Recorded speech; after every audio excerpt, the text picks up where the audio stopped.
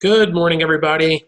Okay, believe it or not, today we're actually going to cover two books, two whole books.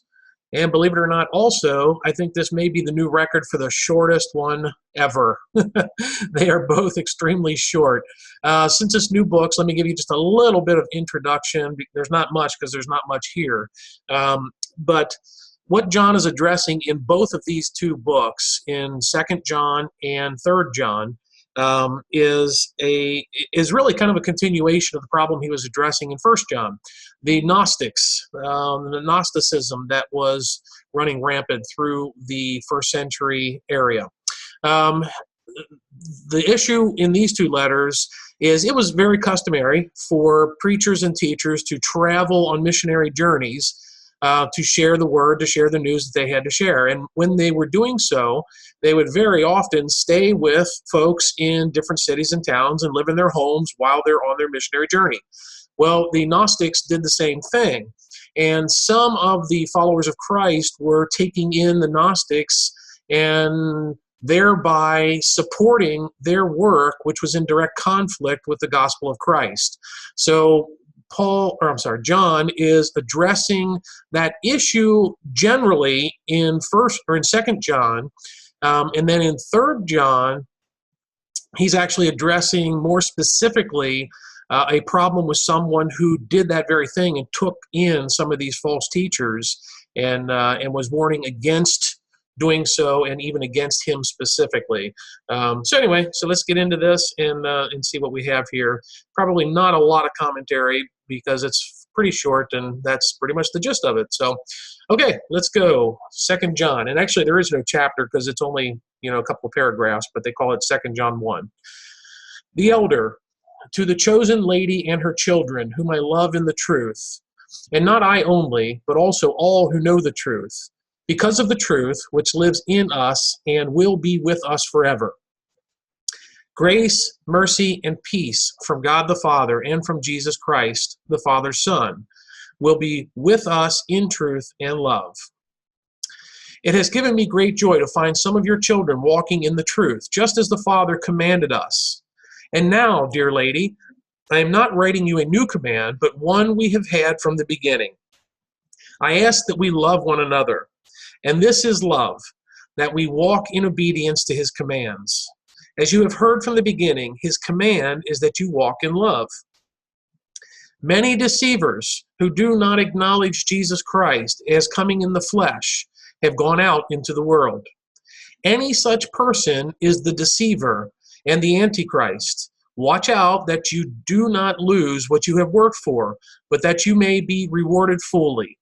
Anyone who runs ahead and does not continue in the teaching of Christ does not have God. Whoever continues in the teaching has both the Father and the Son. If anyone comes to you and does not bring this teaching, do not take him into your house or welcome him. Anyone who welcomes him shares in his wicked work. I have much to write to you, but I do not want to use paper and ink. Instead, I hope to visit you and talk with you face to face, so that our joy may be complete. The children of your chosen sister send their greetings. Okay, moving on to 3rd John. The elder, to my dear friend Gaius, whom I love in the truth.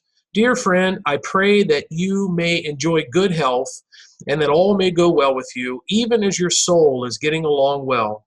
It gave me great joy to have some brothers come and tell about your faithfulness to the truth and how you continue to walk in the truth.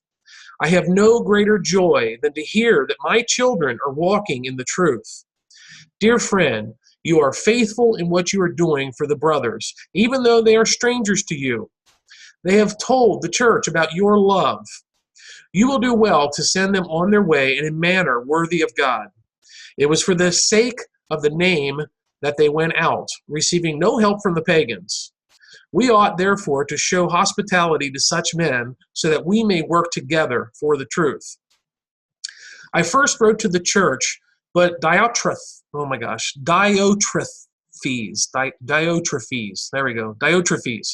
All right, but Diotrephes, who loves to be first, will have nothing to do with us.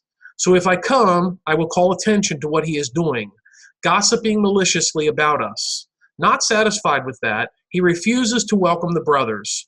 He also stops those who want to do so and puts them out of the church. Dear friend, do not imitate what is evil, but what is good. Anyone who does what is good is from God. Anyone who does what is evil has not seen God. Demetrius is well spoken of by everyone, and even by the truth itself. We also speak well of him, and you know that our testimony is true.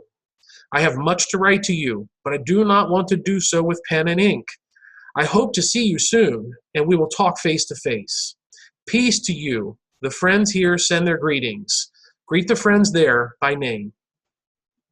All right, that's it. 2 short books, short reading, short day. So everybody get busy with what you got going on today.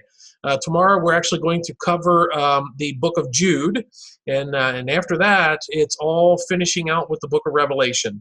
So, all right, folks, have a blessed and filled day in Jesus' name.